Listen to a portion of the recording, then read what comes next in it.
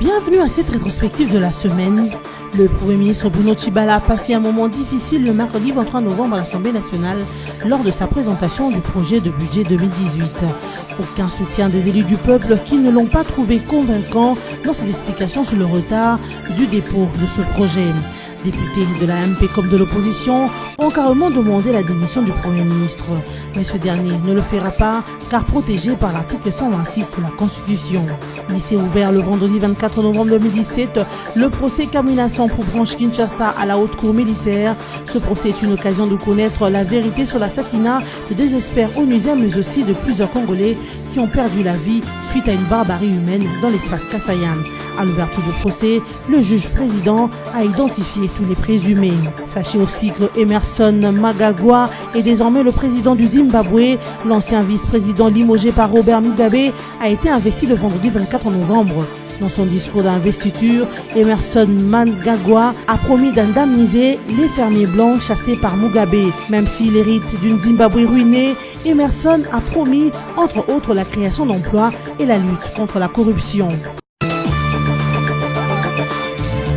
Léonard Tchéo-Kitundu rassure la délégation Union européenne États-Unis d'Amérique de la tenue des élections en République démocratique du Congo. Conduite par le chef de la délégation de l'Union européenne, Bart Ouvry, et reçue par le patron de la diplomatie congolaise mardi 21 novembre à Kinshasa, ces ambassadeurs ont été rassurés par Tchéo-Kitundu de la volonté du gouvernement de la RDC de respecter le calendrier électoral publié par la CENI. Il a aussi attesté le dépôt de la loi électorale qui doit être analysée au Parlement pour réaliser les contraintes soulevées par la centrale électorale. Le vice-premier ministre en charge des affaires étrangères a par ailleurs assuré ses interlocuteurs du droit de manifester en RDC, mais que la manifestation publique doit être encadrée pour éviter d'éventuels débordements.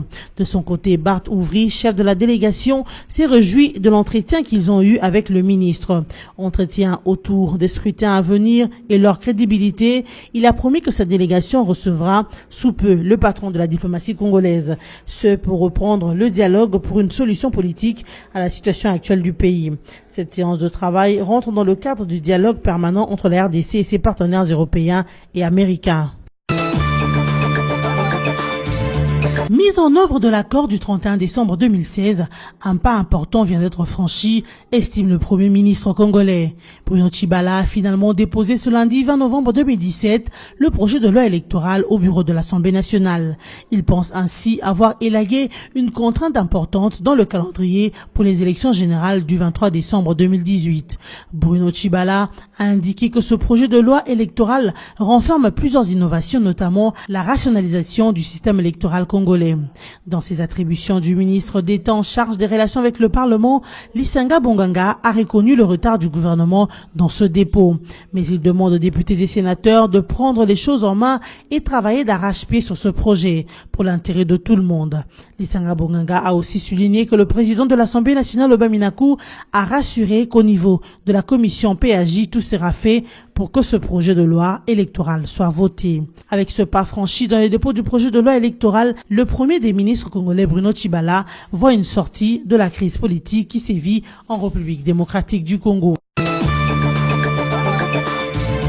Difficile moment ce mercredi 22 novembre à l'Assemblée nationale pour le Premier ministre Bruno Tshibala. Ce, lors de la présentation du projet de loi de finances de l'État pour l'exercice 2018. Les députés nationaux n'ont pas digéré le retard qu'a pris le Premier ministre pour déposer le projet du budget exercice 2018.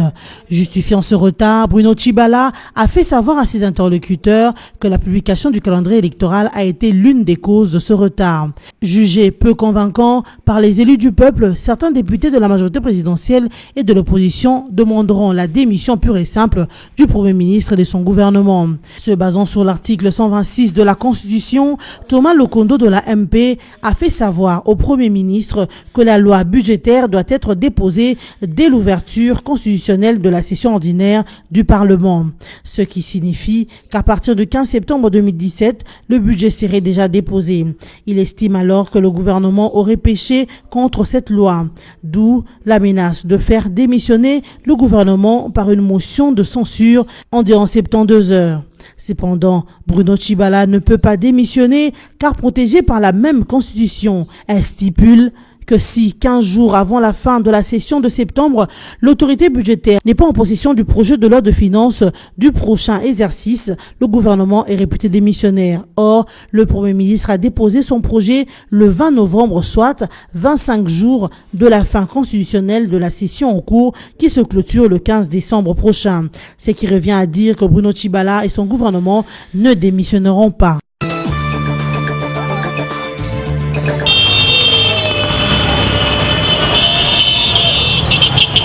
En décembre 2018, les élections auront bel et bien lieu en République démocratique du Congo.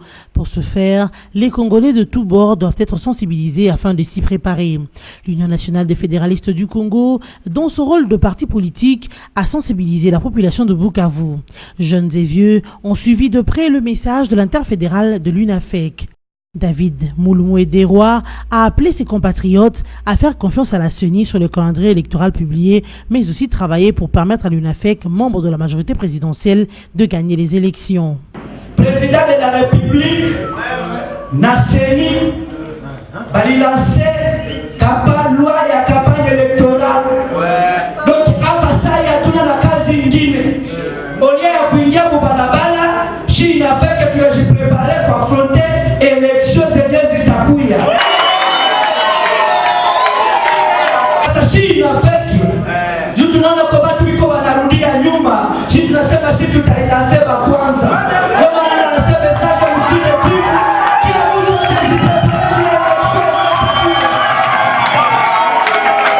Au cours de cet échange, l'UNAFEC a enregistré des adhésions massives au sein de son parti. Une satisfaction de l'interfédéral de l'UNAFEC, David Moulumoué-Desrois. Sisi INAFEC tuko tayari kwa uchaguzi na kwa kalenda ambayo imetolewa na wanamemba wa CENI, na baadaye ingine tulikuja ili watu ambao wanataka kujiunga kwenye chama chetu ambao wamejiunga kwa ujumla ambao walikuwa wengi karibia kiasi ya watu 500 na wengine wako ambao wanaendelea hasa kwa sababu mvua imepiga sana, ndio maana tumeacha. Kesho tutaendelesha tena kazi. Visiblement, c'est une mission accomplie pour ce parti politique.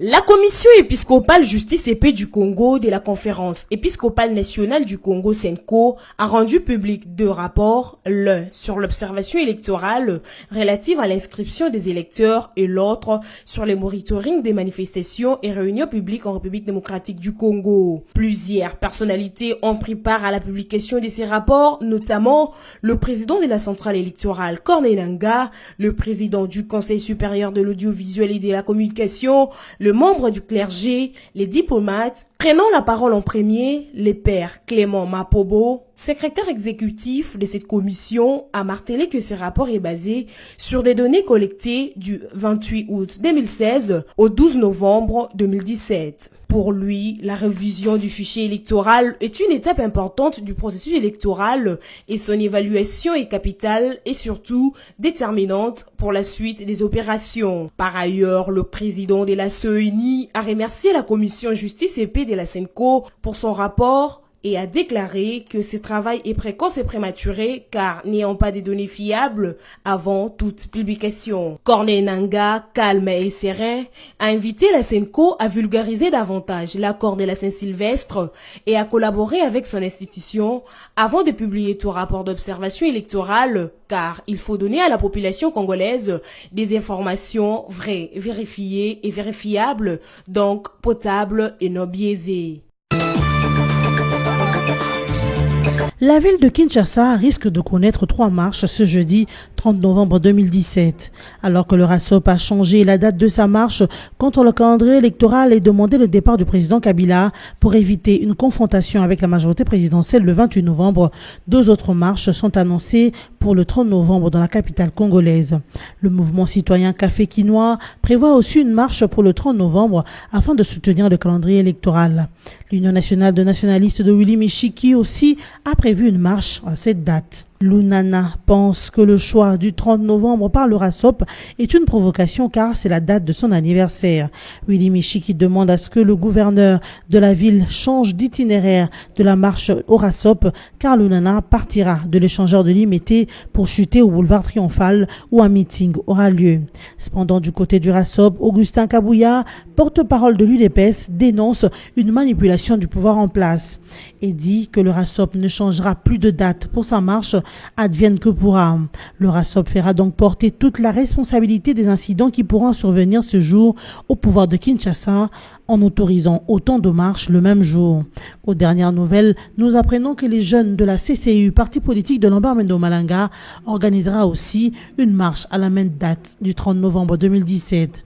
Il est lieu de noter que toutes ces marches, que ce soit du 28 ou du 30 novembre, ne sont que des annonces, car toutes ces structures attendent l'autorisation de l'autorité de la ville de Kinshasa.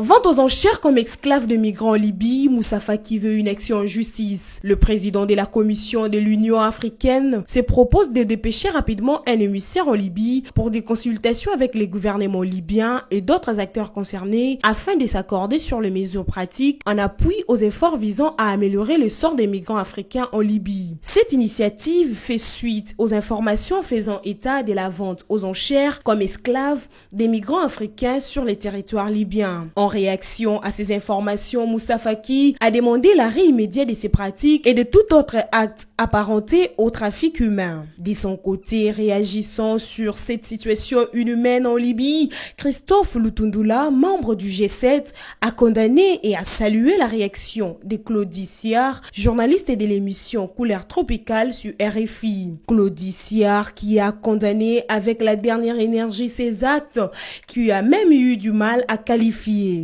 Nos jeunes qui, parce qu'ils ne pouvaient plus supporter le manque de vision d'avenir dans leur propre pays, ont décidé de partir, de braver le désert, de braver la mer, de braver la violence des groupes armés, de se retrouver humiliés en Europe en arrivant, que ce soit à Lampedusa ou ailleurs.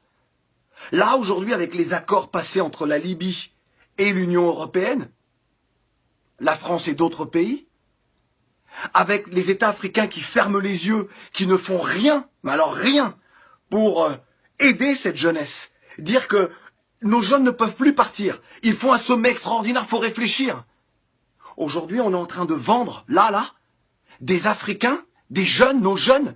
On les enferme dans des cages, puis on les vend au plus offrant. Et ça ne vous fait rien. Moi, le descendant d'esclaves, j'ai la haine. Je me demande que faut-il faire. Après cela, il faut que l'on nous dise qu'il faut aimer ce monde, il faut respecter les institutions telles qu'elles soient. Alors que moi, je vais rester là, à ne rien dire, à ne rien faire, alors que, là encore, ce soir, un reportage de France Info nous montre ces jeunes que l'on vend. Et personne ne dit rien. Les dirigeants ne disent rien. Les intellectuels ne disent rien. Les journalistes ne disent rien du continent. Personne ne se révolte. Les footballeurs qui ont les moyens ne disent rien. Vous laissez comme ça les uns les autres se faire vendre. Qu'est-ce que les descendants d'esclaves comme moi peuvent penser, doivent penser? C'est donc ce qui s'est passé avec nos ancêtres il y a plusieurs siècles. On ferme les yeux. Vous ne comprenez pas ce qui se joue. C'est l'avenir d'une part de l'humanité.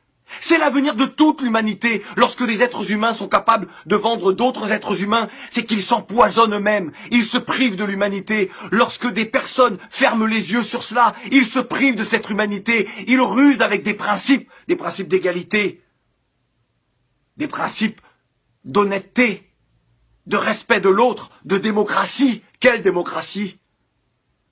Et celles et ceux qui subissent ça ne sont donc plus des êtres humains? C'est ça que vous acceptez aujourd'hui? Vous voulez quoi? Jusqu'où devons-nous aller pour nous faire entendre? Et là, je m'adresse aux dirigeants africains. Levez-vous, faites quelque chose. Vous voulez quoi? Que je vous supplie? Vous voulez quoi? Que nous entamions des grèves de la faim? Pour que vous réagissiez? Jusqu'à quand allez-vous profiter de l'argent, de la manne, que ce soit du pétrole ou d'autres matières premières de nos pays? être dans les Panama Papers, dans les Paradise Papers, avoir des comptes partout, avoir des villas partout, et ne rien faire pour cette jeunesse. Combien de temps encore? Christophe Lutundula a affirmé avoir suivi avec émotion d'autres artistes comme Alpha Blondy, Kofi Olomide, qui ont exprimé avec beaucoup d'émotion leur désolation face à cette situation des Africains vendus en Libye.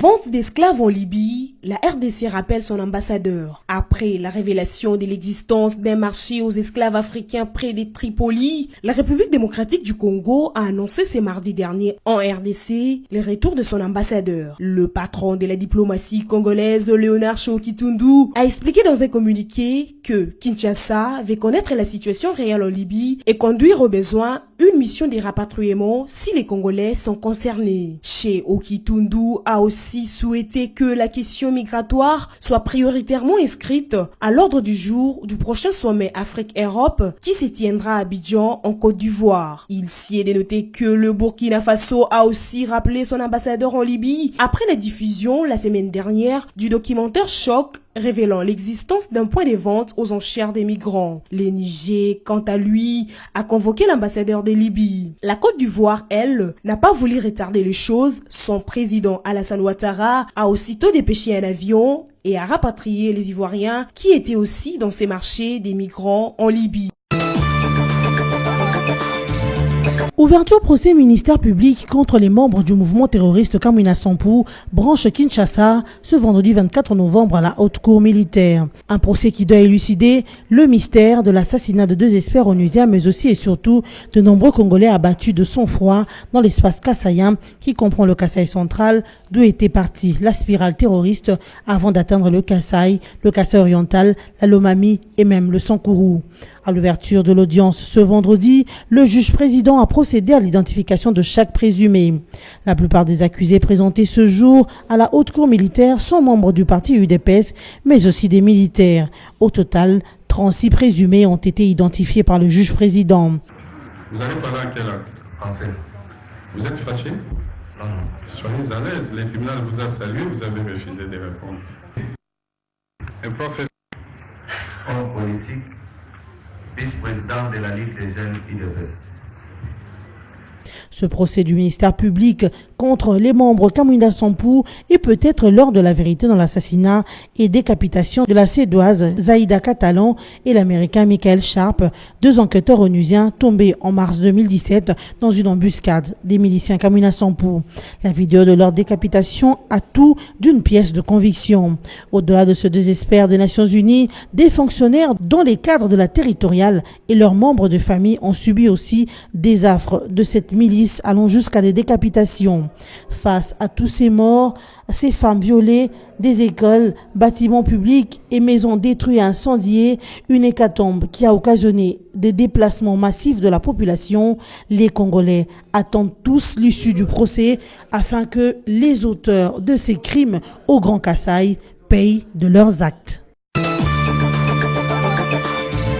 Une nouvelle fondation a vu le jour en République démocratique du Congo. Il s'agit de la fondation Mwimba Risasi Amba, en sigle FMRA, qui a organisé sa sortie officielle le samedi 18 novembre 2017 à Kinshasa, dans la salle de spectacle de la paroisse Notre-Dame des Fatima. Cette association sans but lucratif est née à l'initiative de Mélanie Mwimba Risasi Amba, qui a pensé réunir des intelligences de tous les horizons pour traiter les maux qui sont cause des dysfonctionnements au sein de la société congolaise. Mélanie Mwimba, présidente de la FMRA, a donné les motivations et les aspirations de sa fondation. La promotion des valeurs, aider la population à intégrer la culture de respect des règles établies et le conformisme au devoir. Quand vous avez un devoir, vous devez l'accomplir jusqu'au bout. Alors, c'est dans ce cadre que j'ai créé cette fondation, étant donné que au niveau de la population,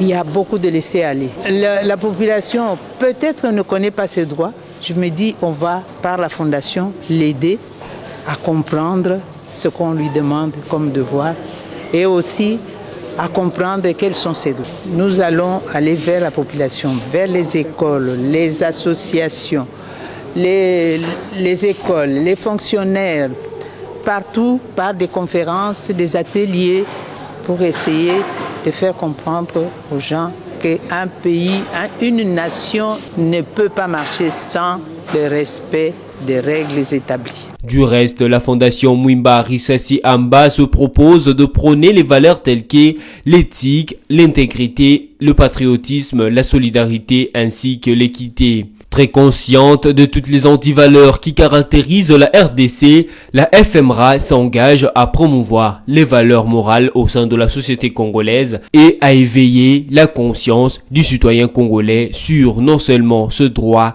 mais aussi et surtout ses devoirs. Le monde entier célèbre le 21 novembre de chaque année la journée mondiale de la télévision. La dite journée a été proclamée par l'Assemblée générale des Nations unies en 1996 pour encourager des échanges mondiaux de programmes télé se concentrant sur la paix, la sécurité, le développement social et l'économie et l'amélioration des échanges culturels. Pour l'UNESCO, la télévision joue un véritable rôle dans la diffusion de l'information et de la connaissance et constitue un puissant outil reflétant et déterminant les conditions et les aspirations humaines.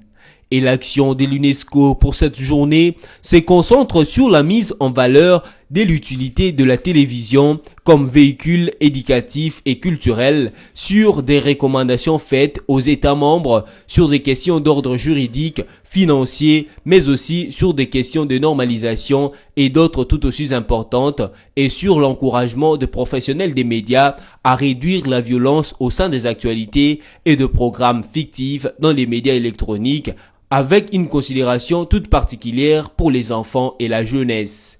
Du reste, pour cette journée de célébration, l'UNESCO encourage les institutions de radio-télévision ainsi que d'autres partenaires de médias à unir leurs mains et à célébrer la journée mondiale de la télévision.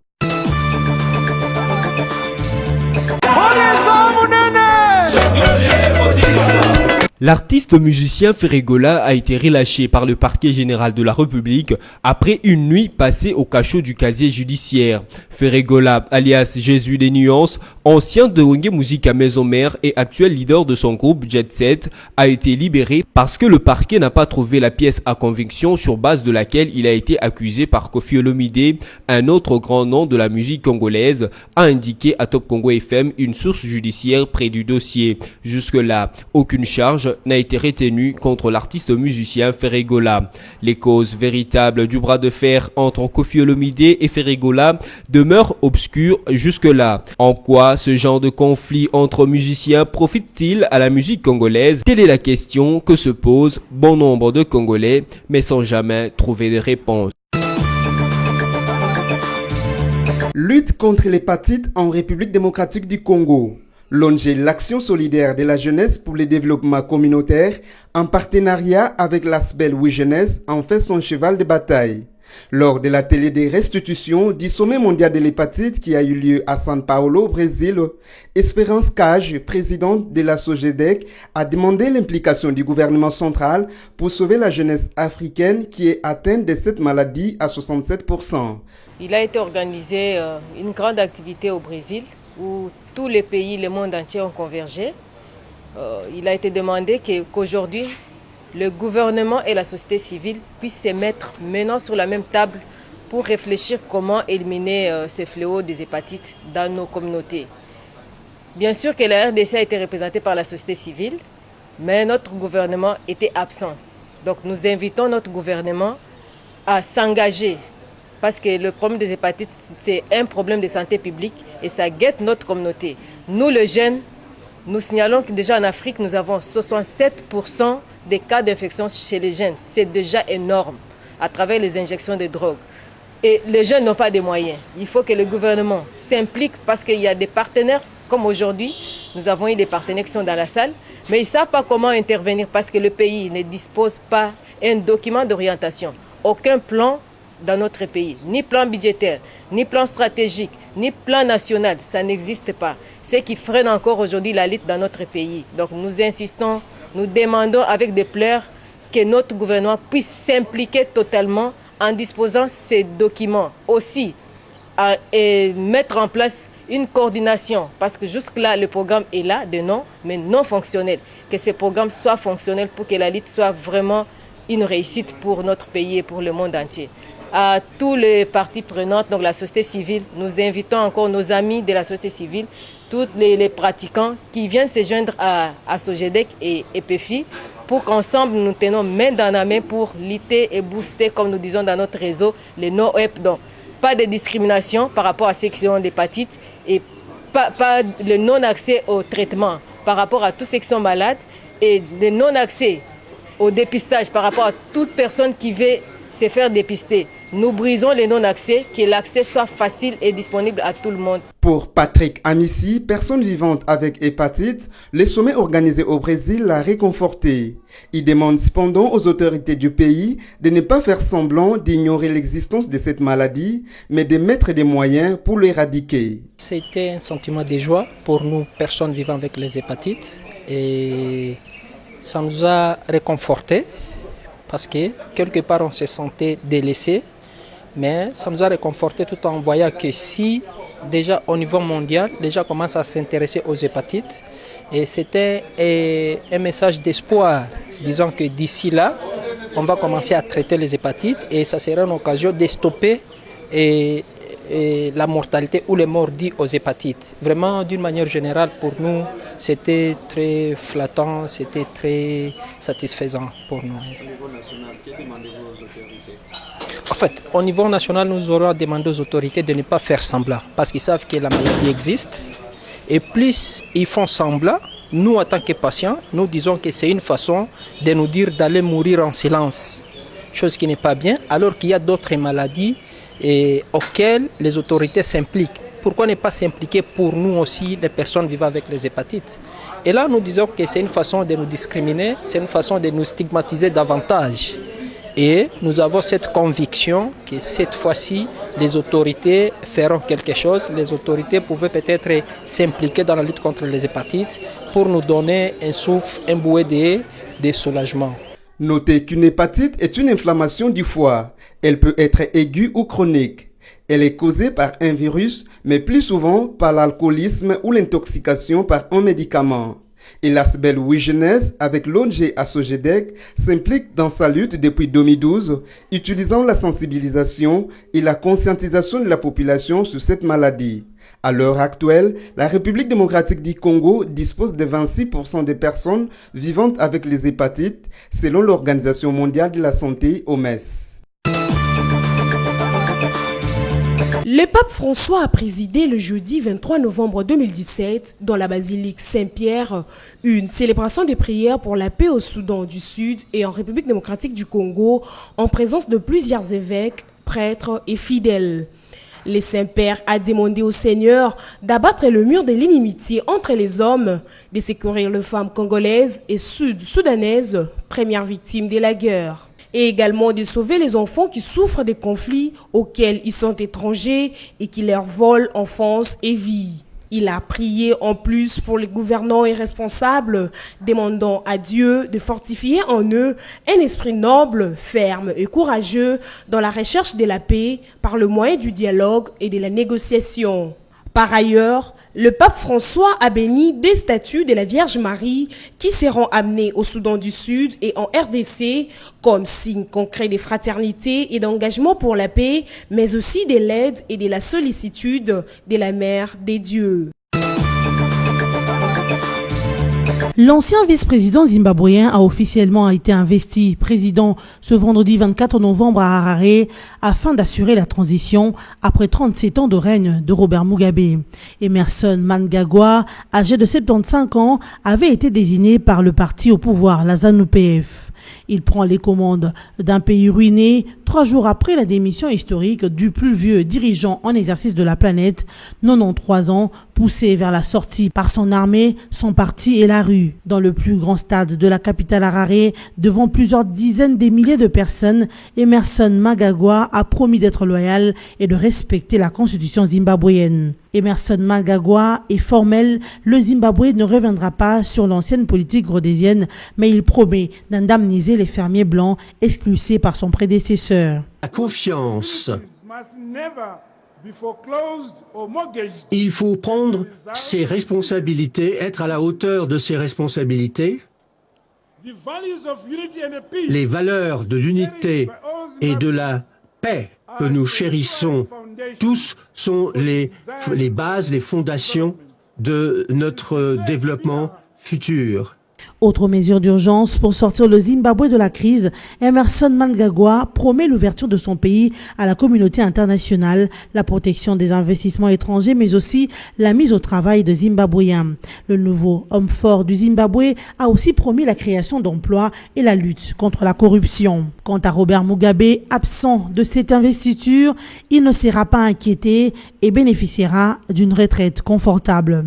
Pas d'exil pour Mugabe, son salaire a été négocié, mais aussi d'autres avantages, notamment des billets d'avion gratuits pour aller se faire soigner, mais aussi pour visiter sa famille et ses différentes propriétés. Il n'y aura aucune poursuite judiciaire pour Robert Mugabe, mais le sort de l'ex-première dame Grace Mugabe est toujours incertain. Mesdames et messieurs, voici les grands titres de la semaine. Le Premier ministre Bruno Tshibala a passé un moment difficile le mercredi 23 novembre à l'Assemblée nationale lors de sa présentation du projet de budget 2018. Aucun soutien des élus du peuple qui ne l'ont pas trouvé convaincant dans ses explications sur le retard du dépôt de ce projet. Députés de la MP comme de l'opposition ont carrément demandé la démission du Premier ministre. Mais ce dernier ne le fera pas car protégé par l'article 126 de la Constitution. Lycée ouvert le vendredi 24 novembre 2017, le procès Kamina pour branche Kinshasa à la haute cour militaire. Ce procès est une occasion de connaître la vérité sur l'assassinat de des experts onusiens mais aussi de plusieurs Congolais qui ont perdu la vie suite à une barbarie humaine dans l'espace Kassayan. À l'ouverture du procès, le juge président a identifié tous les présumés. Sachez aussi que Emmerson Mnangagwa est désormais le président du Zimbabwe. L'ancien vice-président limogé par Robert Mugabe a été investi le vendredi 24 novembre. Dans son discours d'investiture, Emmerson Mnangagwa a promis d'indemniser les fermiers blancs chassés par Mugabe. Même s'il hérite d'une Zimbabwe ruinée, Emmerson a promis, entre autres, la création d'emplois et la lutte contre la corruption. Ainsi se termine cette édition d'information rétrospective. Merci de l'avoir suivi.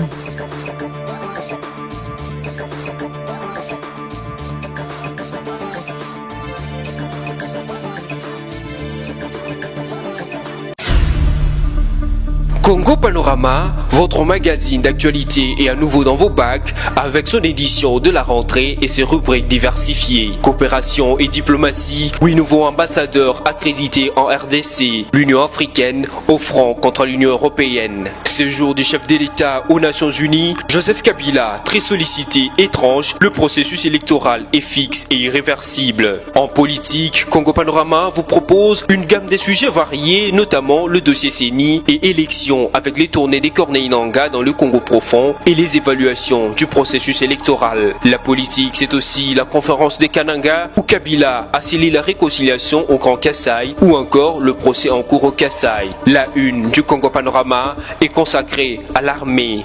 Réforme de l'armée, le FARDC en puissance. Votre magazine revient aussi bien sur le monument aux soldats congolais qu'à l'inauguration de l'académie militaire ainsi qu'aux différentes sortes de régiments et bataillons après leur formation. Économie et finances, découvrez nos articles sur la réforme fiscale en RDC, l'évaluation de la feuille de route du FPI, les performances de la SONAS au premier semestre 2017. En développement, Congo Panorama a suivi l'inspection de route par l'office de route, le renforcement de capacité à la CGT ou encore les bilans à l'OVD. En société, Maman Olive Lembe revient au chevet des enfants malades. Il est sur tous les fronts. Éditorial signé Yvon Ramazani. L'éditorialiste révisite les actions du chef de l'État qui aura joué aux démineurs aussi bien sur le plan de l'économie que de la sécurité, la politique, la réconciliation au Kassai. Congo Panorama, c'est également une édition surprise spéciale Congo Central, une province qui se modernise. Découvrez les investissements et innovations comme le nouveau bâtiment du gouvernorat, le nouveau port, l'usine d'engrais chimiques,